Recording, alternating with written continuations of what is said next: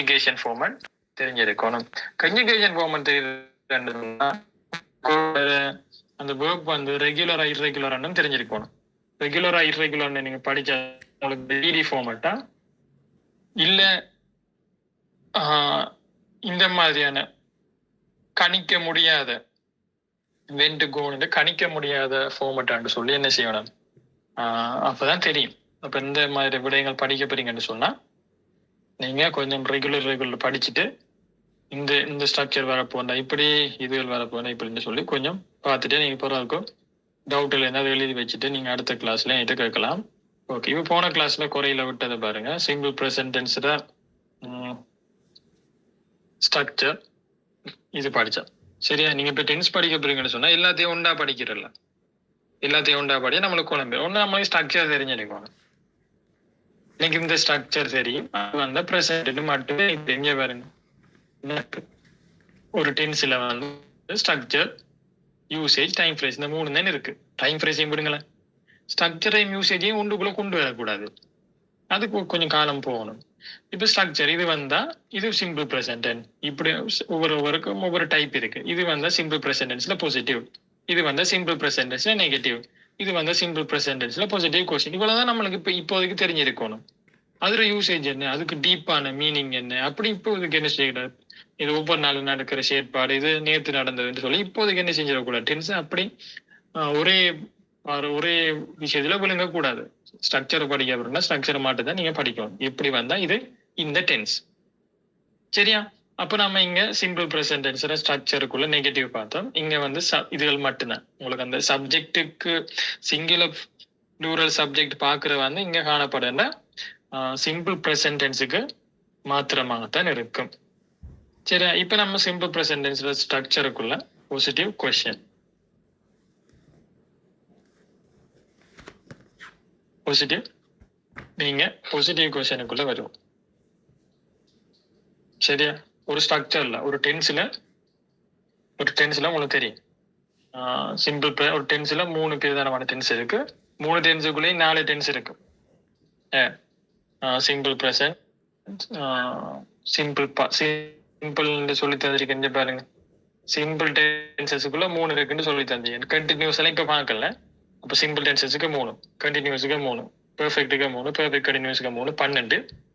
இப்ப சிம்பிள் டென்ஸுக்குள்ள இந்த 4, சிம்பிள் பாஸ்டுக்குள்ள இந்த 4, சிம்பிள் ஃபியூச்சருக்குள்ள இந்த 4, பிளஸ் கண்டினியூஸ் எடுத்தோம்னு சொன்னா ப்ரெசன்ட் கண்டினியூஸுக்குள்ள இந்த 4 வரும், பாஸ்ட் கண்டினியூஸுக்குள்ள இந்த 4 வரும், வெரி சிம்பிள்.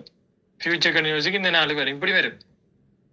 அப்ப கண்டுபிடிக்கணும் முதலாவது என்னத்தை, பாசிட்டிவ்னா எப்படி இருக்கும், என்னத்துல பாசிட்டிவ், ப்ரெசென்ட்ல பாசிட்டிவா பாஸ்டா பாசிட்டிவ் நம்மளுக்கு தெரியும். ப்ரெசென்ட் மட்டும் தான் கொஞ்சம் குழப்பம். ஃபியூச்சர்ல வில்லுங்கிற சொல் நீங்க கண்டாலே ஃபியூச்சர் தான். குழம்புல சத்தியா தெளிவாயிட்டு போறோம் சரியா. இப்போ simple present structure positive question. இப்போ உங்களுக்கு தெரியும் நம்ம ஸ்ட்ரக்சர் நம்மளுக்கு ப்ளூரல் சப்ஜெக்ட்னா கொஞ்சம் சிம்பிள் ப்ரெசென்ட் பொறுத்த வரைக்கும் மட்டும்தான், வேற எதுக்கும் இந்த இதெல்லாம் பின்பற்ற இல்லை.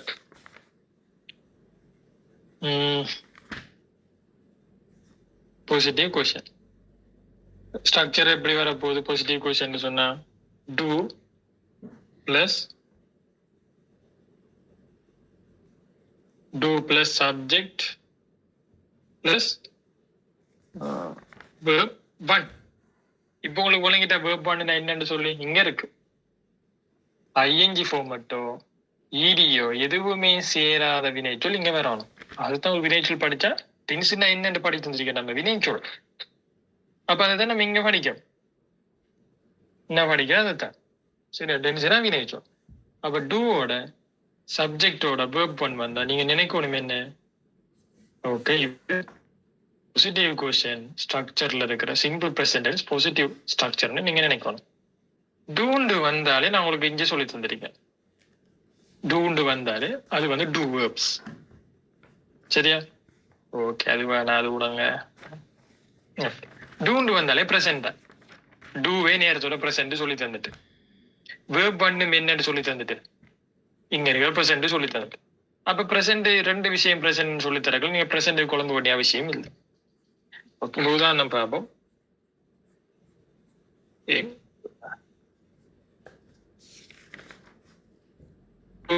Study English.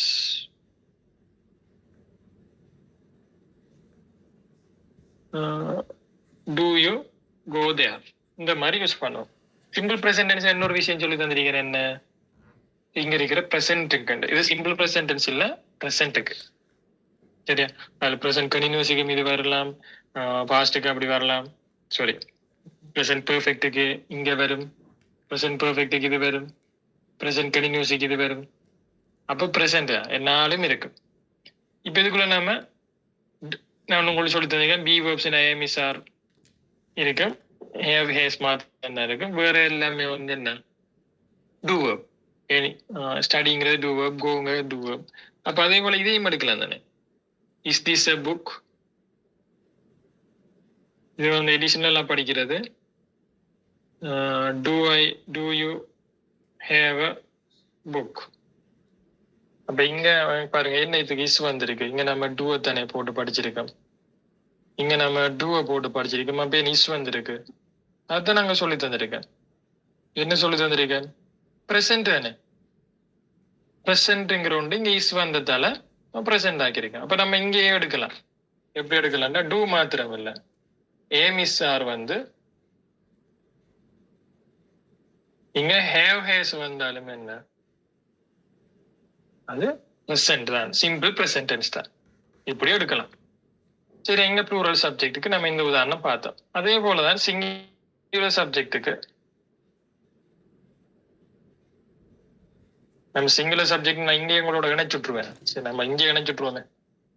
சரியா? டூ டஸ் இங்கே நான் உங்களுக்கு இணைச்சுடுவேன். அந்த அளவுக்கு எல்லாம் கஷ்டம் இல்லை. சரி, அப்படின்ட்டா திரும்ப திரும்ப பாருங்க.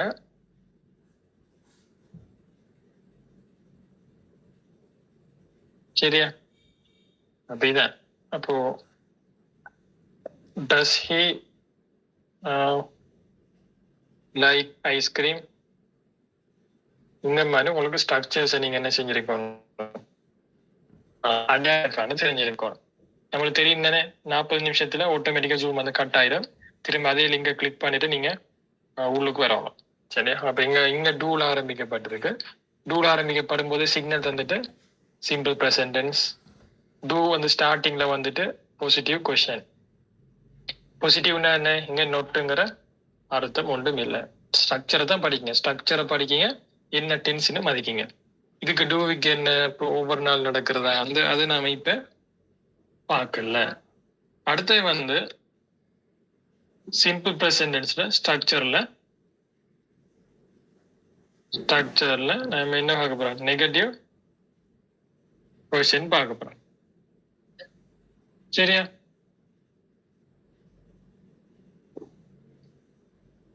ஓகே, இங்க பாருங்க, இந்த ஹேவ் ஹேஸ் விடத்த வராது. கொஞ்சம் சாரி, இங்க இருக்குமா,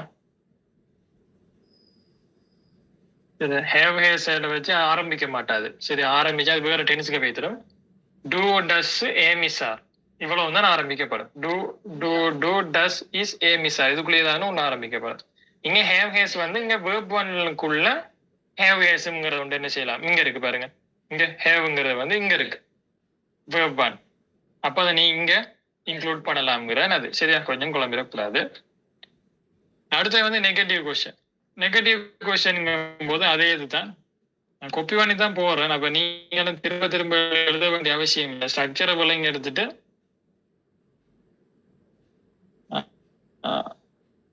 அதுக்கு ஏற்ற மாதிரி சொல்லுங்க. எப்பயுமே நம்ம நோட்ஸ் வந்து கொஞ்சம் காலத்துக்கு இருக்கு. இங்க நெகட்டிவ் கொஸ்டின் சொல்லும் போது டோன்ட் டஸ்ன்ட்டுங்கிறது வரும். இங்க ஏமிஸ் சார் ஓகே, என்ன ஏன் நான் இது எல்லாத்தையும் உண்டாடுதுன்னு சொன்னா, தனியா எடுத்துட்டா பெரிய விஷயமா விளங்கப்படுத்த வேண்டி வரும். சரி, அதுக்காக வேண்டிதான் உங்களுக்கு அந்த ஸ்ட்ரக்சருக்குள்ள ஒரு சிக்னல் உண்டு சார் என்னன்னு சொல்லி மதிக்கிறது. அதை மட்டும் மதிச்சிங்கன்னா உங்களுக்கு சரி. சரியா? அப்போ அதுதான் இது. ஓகே, இப்ப நம்ம உதாரணங்கள் கொஞ்சம் பார்க்கலாம். எப்படி டோன்ட் சொல்றது வந்து என்ன, டூ நோட்டும், டஸ்ன்ட் சொல்றது வந்து டஸ் நோட்டுமாக இருக்கு. நொட்டுங்கிற சொல் வந்தாலே அது நெகட்டிவ் தான். நொட்டுன்னா என்ன? அது வந்து நெகட்டிவ் சிக்னலை தான் தரும். அதான் நம்ம இங்க படிச்சிருக்கோம். நெகட்டிவ் என்ன நொட்டுங்கிற சொல் வரும். சரியா? அப்ப நொட்டுங்கிற சொல் இல்லாம நெகட்டிவ் நொட்டுங்கிறது வந்து இருக்கும். இப்ப பாருங்க டசன், டோன்ட், ஏமிசார் கூட நாங்க இப்ப உங்களுக்கு உதாரணம் கொண்டு சொல்லித்தரோம். இங்க பாருங்க, don't we study well, doesn't he go to school, isn't it the book, இது புக் இல்லையா? isn't வரும். இல்லாட்டி இது எப்படி கேட்போம்னா is it not a book இப்படியும் கேட்போம். அதால நான் இங்க போடல. இல்லாட்டி நீங்க இங்க இதையும் படிக்கலாம். ஆண்ட் not நம்ம ஆண்ட்னு சொல்லுவோம். isn't is not isn't சொல்லுவோம். அப்ப நான் ஏம்னு சொல்றியா? சொல்லல. அது இது வந்து பிள்ளை. அப்ப அதுக்கு வேண்டித்தான் என்ன செய்யணும்? இப்ப உதாரணமா ஏம் இதுக்கு வந்து என்ன செய்யணும்னு சொன்னா ஏம் ஐ நோட்டுன்னு சொல்லணும். இல்லாட்டி ஏம் ஐ நோட், இவ்வளவுதான் பேரு. அப்ப நம்ம இப்படி குறிக்க இயலாது. இது வந்து பிள்ளை. அப்ப அதனால இதையும் இப்படி குறிக்கலாம், இப்படி குறிக்கலாம். அப்ப நம்ம இப்படி குறிக்கலாம், இப்படி குறிக்கிறது நம்ம இப்படி குறிக்கலாம்னு சொன்னா இதையும் நம்ம என்ன செய்யலாம்? குறிக்கலாம். இஸ் ஹி நோட்டுன்னு குறிக்கலாம். ஆர் யூ நோட்டுன்னு சொல்லலாம். அதான் இஸ்ன்ட்டு இங்க நோட் வந்துட்டு சொன்னா இட்டுக்கு பக்கத்துல வரக்கூடாது. இங்க இசுக்கு நோட் இல்ல தானே, நோட் வந்துட்டு. இப்ப இங்க சொல்லி தருது நொட்டுன்னு சொல்லி தருது நெகட்டிவ். இங்க கொஸ்டின் வந்திருக்கு, கொஸ்டின் இஸ் வந்திருக்கு பிரசன்ட். அப்ப நெகட்டிவ் கொஸ்டின் பிரசன்ட் இல்லைன்னு சொல்லணும். விளங்கிட்ட சொல்லி தந்தது விளங்குறம் விளங்கினிக்கா?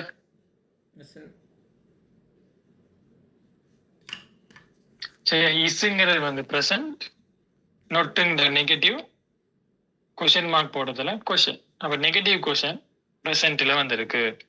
இப்படி என்ன செஞ்சிருக்கணும்? உங்களுக்கு தெரிஞ்சிருக்கணும். Doesn't he have a bicycle? இங்க டஸ் என்டி வந்திருக்கு நெகட்டிவ், டஸ்ங்கிறது வந்திருக்கு பிரசன்ட். சரியா? இங்க டஸ் தான் பார்க்கணும், இங்க ஹேவ பார்க்க கூடாது. ஏன்ட்டு உங்களுக்கு அடுத்த டென்ஸ் படிச்சா விளங்கு. அப்ப டஸ் வந்ததால பிரசன்ட், நோட் வந்ததால நெகட்டிவ், கொஸ்டின் மார்க் வந்ததால கொஸ்டின். அப்ப அதனால நம்ம என்ன யூஸ் பண்ணுவோம்னு சொன்னா சிம்பிள் பிரசன்ட் நெகட்டிவ் ஃபார்மேட் சொல்லி இப்போதைக்கு நீங்க அது என்ன செய்யணும்? தெரிஞ்சிருக்கணும். சரியா? என்ன தெரிஞ்சிருக்கணும்? உலகத்தையும் நீங்க மாத்திக்க தெரிஞ்சிருக்கணும். எல்லாத்தையுமே படிச்சுட்டு ஓகே, அதை விட நம்ம இதைத்தான் பார்க்கணும். ஓகே, இது கட் பண்ணிட்டு வாங்க. The recording has stopped. வேற ஸ்டூடெண்ட் வரக்கலாம். நான் என்னமா என்ன விட எங்களை பின்பற்றணும்னு சொல்லணுமே. அப்ப அதுகளுக்காக நான் ஒரு சும்மா கேட்கிறேன்.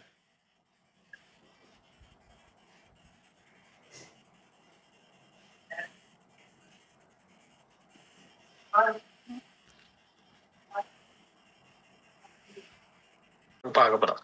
Simple present tense usage. யூசேஜ்ல நம்பர் 1 அவுட் ஆஃப் 4.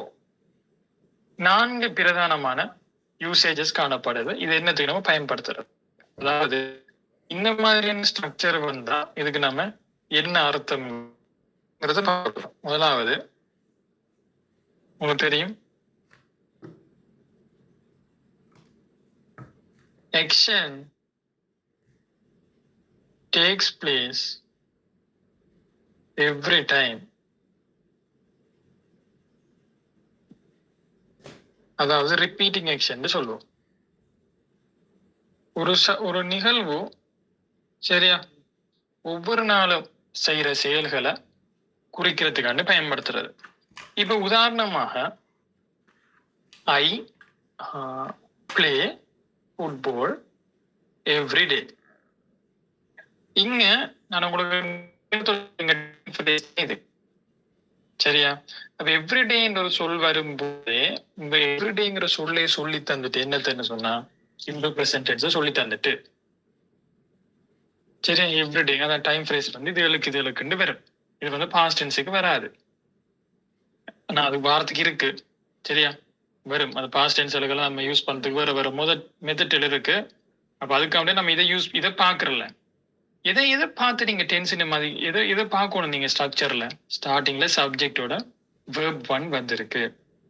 நீங்க முதலாவது எடுத்த உடனே தமிழ் ஒரு வசனத்தை வாசிச்சு அது தமிழ் அர்த்தத்தை விளங்க போறல.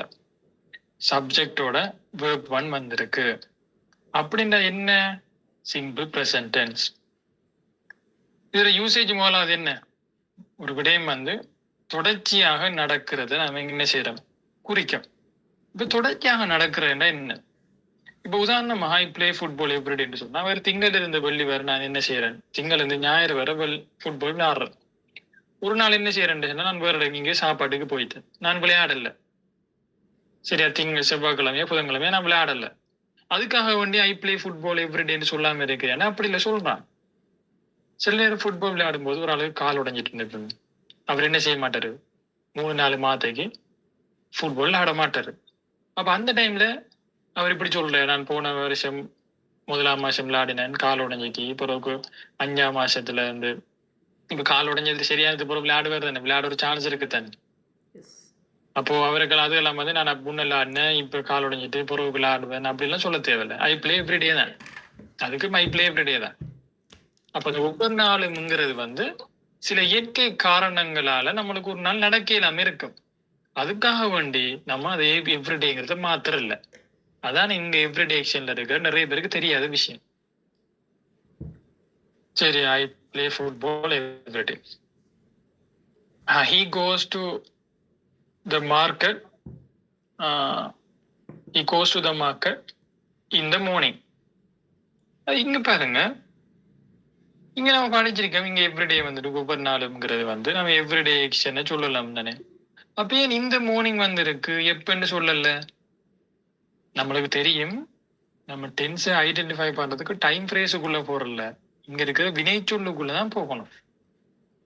இங்க வினைச்சொல் வந்து எப்படி இருக்கு? கோஸ்ங்கிற சிங்குலர் ஃபார்மட்ல இருக்கு. அப்ப சிங்குலர் ஃபார்மல் இருக்குன்னு சொன்னால இதுதான் சொல்லி தருது என்ன? Everyday action. இங்க இருக்கிற எவ்ரிடே சொல்லல. இது வந்து ஒரு சிக்னல். இது வந்து பிரசன்ட் டென்ஸை குறிக்கிறங்கிற சிக்னல் தானே இது. இது வந்து என்னத்தை குறிக்குது? இதான் உண்மையான டென்ஸ். இதான் டென்ஸ். இந்த டென்ஸ் தான் ரிப்பீட்டிங் ஆக்ஷனை குறிக்குது. இந்த மார்னிங்கை மலிச்சுட்டுருவோமே, he goes to the market. இப்பயும் வந்து என்ன இது? எவ்ரிடே ஆக்ஷன் தான். எவ்ரிடே ஆக்ஷன் எப்படி எதை வச்சு மதிக்கும்? நாம கோஸ்ங்கிறத வச்சு நாம மதிக்கம். சரியா? இதான் இதுக்குரியது. இப்ப நாம வேற தனிய உதாரணங்களோட நம்ம என்ன செய்யலாம் பார்க்கலாம்.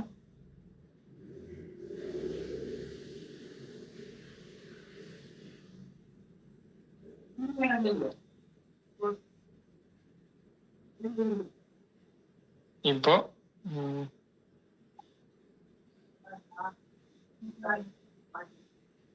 இங்க நம்மளுக்கு தெரியும் மொத்தமாக 7 எழுவாய்கள் பொதுவாக நம்மளுக்கு காணப்படுது. இங்க ஐயுவிங்கிறது நம்ம ஒரு கலர் பண்ணுவோம். அது என்னன்னு சொன்னா அத பிரசன்ட் ஆகவும் ப்ளூரல் ஆகவும் ஈஸியிட்ட நம்ம சிங்குலராகவும் எடுக்கிறதால ரெண்டும் வெவ்வேறு கலரை நம்ம கொடுக்கலாம். இப்ப நம்ம என்ன செய்ய போறோம்? இதுக்கு நம்ம தமிழ் அர்த்தம், இதுக்கு நம்ம என்ன தமிழ் அர்த்தம் கொடுக்கலாம்ங்கிறத நம்ம ஒவ்வொரு உதாரணங்களை கொண்டும் பார்க்க போறோம். நான்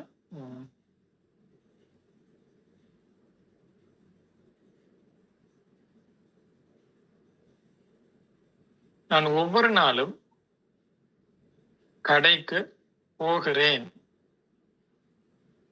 இங்க தமிழ் மொழியை பொறுத்தவரை கிரேங்கிற சவுண்ட் தான் நிகழ்காலத்தை குறிக்கும்.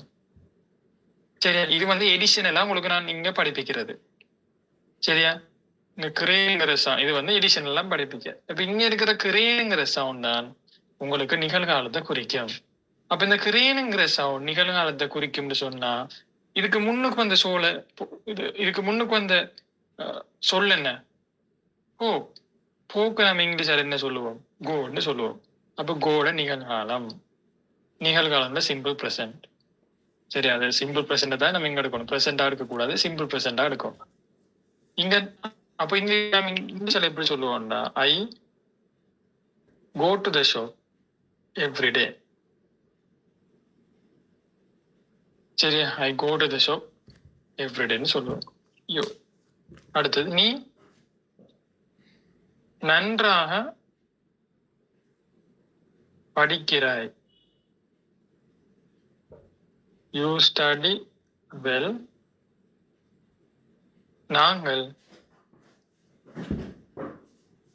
பூக்களை பறிக்கிறோம். We pluck the flowers. அவர்கள் இங்க வருகிறார்கள். They come here. அவன் நன்றாக சாப்பிடுகிறான். He eats well. அவள் ஆங்கிலம் படிப்பிக்கிறாள். She teaches English. அது மேலே ஏறுகிறது. It climbs அப்படின்னு சொல்லுவோம். இங்க கவனிங்க, இங்க எஸ் போடுறோம், இங்க இஎஸ் போடுறோம், இங்க எஸ் போடுற ஐஎஸ் போடுற ஸ்பெல்லிங் எல்லாம் வந்து இப்ப உங்களுக்கு தேவையில்லை. சரி, அப்படியெல்லாம் டீப்பா போக தேவையில்ல. அந்த அளவுக்கு ஜெனரல் இங்கிலீஷ் படிக்கிற நீங்க அந்த அளவுக்கு சிம்பிளான ஆக்கள் இல்லை. அது இங்க இப்போதைக்கு இப்ப தேவையில்லை. அப்ப இங்க கிரேன், இங்க கிராய், இங்க படிக்கிறோம், இங்க வருகிறார்கள், இங்க பாடுகிறான், படிக்கிறாள். இந்த கிரங்கிற சவுண்ட் இங்க வருகிறதானே, ஏறுகிறது. இது வந்து என்னத்தை குறிக்குது? சிம்பிள் பிரசன்டென்ஸை குறிக்கும். உங்களுக்கு தமிழ்ல எப்படிங்கிறது உங்களுக்கு விளங்கிருக்கணுமே, அதுக்காக வந்து நான் என்ன செய்யறேன், இங்க உங்களுக்கு கொஞ்சம் எடுத்துட்டு வரேன். இதையும் கொஞ்சம் படிச்சா உங்களுக்கு நல்லது தானே. சரியா? அப்படிங்க கிரேனுங்கிறது வந்து இங்க கோங்கிறது வருது. ஸ்டடி எப்படி? கிரங்கிறது நிகழ்காலம், நிகழ்காலத்துக்கு முன்னுக்கு வந்து படிங்கிறது ஸ்டடி, ஸ்டடியில நிகழ்காலம் வெறுமனே ஸ்டடி தான். கிரோங்கிறது வந்து நிகழ்காலம், அதுக்கு முன்னுக்கு வந்து பறிங்கிறது பூக்கள், பறிக்கு இங்கிலீஷ்ல பிளக்னு சொல்றேன். பிளக்ல நிகழ்காலம் பிளக் தான். அதுக்கு முன்னுக்கு வர சப்ஜெக்ட் நாம என்ன செய்யறோம் கொஞ்சம் கவனிக்கும். கிரங்கிற சவுண்ட் வந்து நிகழ்காலம், அதுக்கு முன்னுக்கு வந்த சத்தம் வந்து சாப்பிடு நிகழ்காலம் ஈத்தான். ஆனா இங்க ஹீ வந்ததால ஈட்ஸுங்கிற சத்தத்தை சேர்ப்போம்னு நம்ம என்ன செஞ்சோம், மேலுக்கு நம்ம பார்த்தோம். நீங்க டீச்சர்ஸ் இங்கிலீஷ் ஆங்கிலம் படிப்பிக்கிறா, இட் கிளைம்ஸ் அப்படிங்கிறதா. ஓகே, இன்றைய கிளாஸ் வந்து இவ்வளவுதான். எப்பவுமே கொஞ்சம் சோகம் இல்லை, ஸ்டொமக் பெயின் அந்த இது.